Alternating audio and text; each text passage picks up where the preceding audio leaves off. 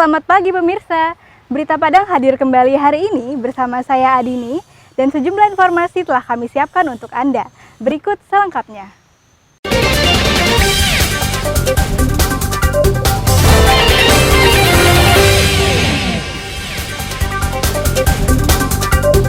Dinas Pendidikan diskualifikasi siswa SMP Negeri 1 Padang yang nilainya digelembungkan.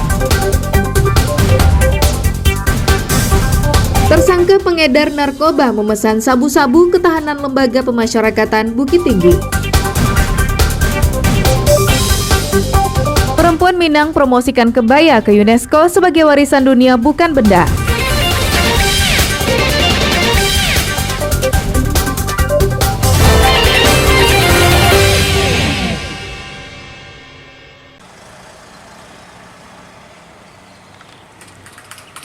Usai terkuaknya kasus penggelembungan nilai calon siswa SMA Negeri 1 Padang, Dinas Pendidikan Kota Padang mengambil langkah tegas.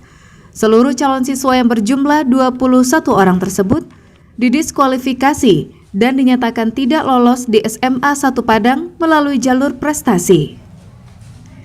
SMA Negeri 1 Padang tak mengetahui nilai apa saja yang digelembungkan tersebut karena sebagai sekolah penerima, SMA Negeri 1 hanya memverifikasi berkas yang dibawa calon siswa. Kita tidak memahami yang nilai mata pelajaran sebab kita tidak mempelajari juga yang itu. Tentu saja dari kita pengawasan untuk keseluruhan karena kalau kita yang mendaftar kita hanya bisa mengawas atau memverifikasi dengan berkas-berkas yang dibawa oleh si pendaftar. Kasus yang mencoreng dunia pendidikan ini terungkap setelah salah seorang orang tua siswa mengadu ke Ombudsman Sumatera Barat, disertai dengan bukti-bukti yang otentik. Laporan tersebut ditindaklanjuti dengan cepat oleh Dinas Pendidikan Kota Padang dan memberikan sanksi kepada 21 siswa SMP Negeri 1 yang terbukti nilainya digelembungkan guru. Sementara itu, orang tua murid yang anaknya ikut mendaftar di SMA Negeri 1 Padang dengan menggunakan jalur prestasi merasa sangat dirugikan. Pasalnya, upaya mereka dengan susah payah mengawasi pendidikan anaknya agar memperoleh nilai yang baik menjadi tak berarti dengan terungkapnya kasus tersebut. Merasa dirugikan sebagai orang tua ya lah, soalnya anak kita kan berdasarkan nilai murni dari guru. Sementara ini ada pihak sekolah yang membanggakan nilai anak supaya dapat di sekolah favorit atau sekolah yang dituju, ya kan? Merugikan pribadi kita lah.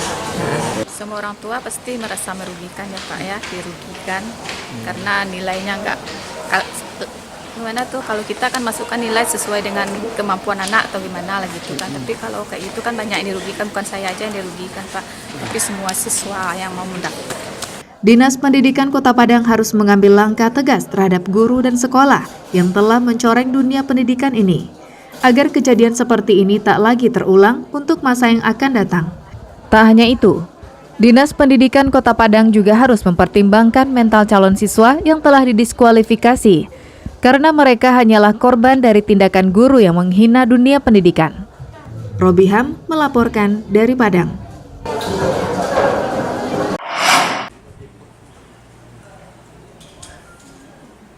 Puluhan orang tua siswa SMP 1 Padang mengadukan nasib anak-anak mereka yang telah didiskualifikasi untuk mendaftar ke SMA negeri favorit di Kota Padang melalui jalur prestasi akademis. Mereka diterima oleh Ketua DPRD Sumatera Barat hari Selasa siang. Mereka mengaku tidak pernah meminta pihak guru dan kepala SMP 1 Padang untuk menambah nilai mata pelajaran anak mereka. Para orang tua mengaku kaget ketika berita ini mencuat dan menghebohkan. Akibatnya, selain anak-anak mereka tidak diterima mendaftar melalui jalur prestasi akademis, anak-anak mereka juga terpukul mental dan psikologis mereka karena kasus tersebut. Untuk itu, orang tua siswa minta agar DPRD dan Dinas Pendidikan membolehkan anak-anak mereka yang sudah dikembalikan nilainya seperti semula untuk mendaftar kembali melalui jalur prestasi akademis. Menurut Ketua DPRD Sumatera Barat, permintaan orang tua siswa itu adalah kewenangan Dinas Pendidikan Kota Padang. Namun perbuatan tercela dari Kepala Sekolah SMP 1 Padang harus diberi sanksi pemecatan. Bahkan banyak orang tua mereka itu tidak tahu anaknya tahu udah naik nilainya. kan korban juga anak mereka itu, dan mereka nggak bisa melalui jalur prestasi sesuai dengan aturan yang ada di pergub kita. Nah, ini korban anak, ini akibat dari kebijakan kepala sekolah yang mencoba yang tidak siap dengan kondisi sekolah yang ada.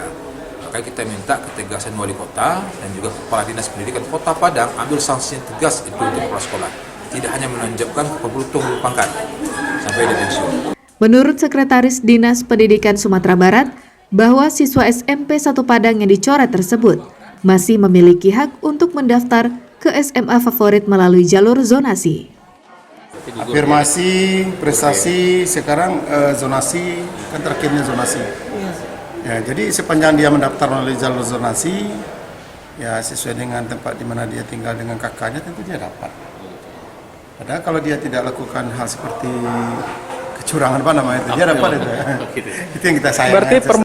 Sebagaimana diberitakan sebelumnya, Ombudsman Sumatera Barat membongkar kebobrokan guru dan kepala SMP 1 Padang yang mendongkrak nilai puluhan siswanya agar bisa diterima di SMA favorit melalui jalur prestasi akademis. Laude Jordianse melaporkan dari Padang.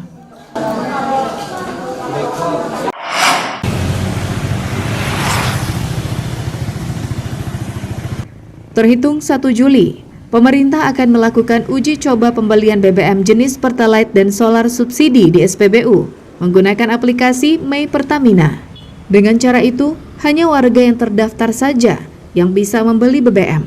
Uji coba tersebut akan dilaksanakan di 11 kota yang terdapat di 5 provinsi di Indonesia. Di Sumatera Barat, uji coba tersebut akan dilaksanakan di 4 daerah, yakni Kabupaten Agam, Kabupaten Tanah Datar, Kota Padang Panjang, dan Kota Bukit Tinggi. Sebagian besar warga di Tanah Datar beranggapan kebijakan tersebut akan merepotkan karena banyak warga yang gagap teknologi.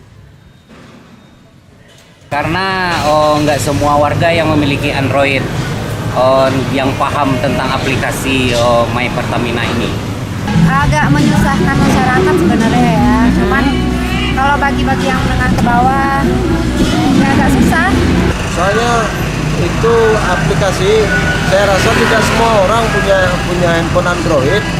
Terus yang selanjutnya susah untuk dipelajari oleh masyarakat nantinya. Ya, jadi kalau bagi saya itu sangat menyusahkan, apalagi terkait dengan paket data lagi, banyaklah pulsa lagi. Sementara di Pertamina sendiri kan dilarang menggunakan handphone.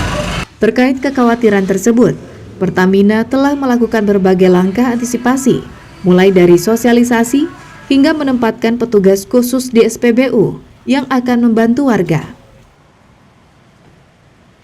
Tentu saja Pertamina sudah menyiapkan beberapa pendukung untuk kegiatan ini dapat berjalan dengan sukses. Di antaranya, yakni Pertamina sudah menyiapkan klinik-klinik untuk mendukung masyarakat, untuk memudahkan masyarakat melakukan registrasi melalui website yang kita siapkan, yakni subsiditepat.mypertamina.id.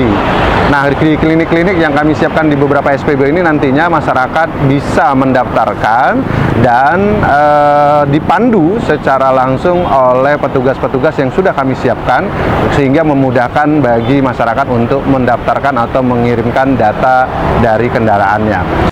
Diharapkan langkah yang ditempuh oleh Pertamina Patraniaga ini bisa memastikan penyaluran bahan bakar minyak subsidi tepat sasaran, serta sesuai dengan alokasi dan regulasi yang berlaku. Sri Louis melaporkan dari Batu Sangkar.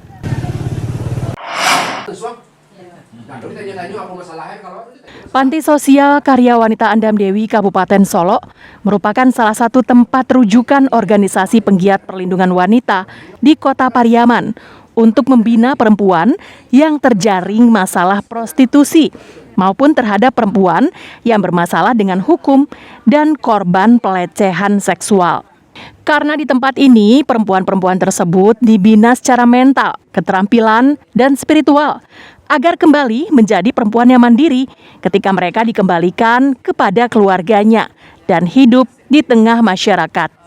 Untuk mengetahui perkembangan mereka yang dikirim dari Pariaman, Gabungan Organisasi Wanita dan Rumah Perlindungan Sosial Anak Pariaman secara rutin mengunjungi Panti Sosial Karya Wanita Andam Dewi di Sukarami, Kabupaten Solo. Salah satu faktor meningkatnya perbuatan asusila di Pariaman adalah meningkatnya kunjungan wisatawan ke kota Pariaman tersebut, baik dari perilaku pengunjungnya maupun pelayanan seks terselubung. Meski berbagai upaya telah dilakukan, namun peran serta masyarakat sangat menentukan dalam menekan angka asusila di tengah meningkatnya kunjungan wisatawan.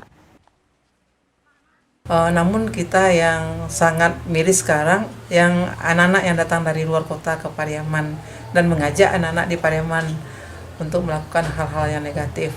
Jadi kami kebingungan juga sekarang dari mana lininya kita untuk memantau anak-anak yang dari luar tersebut.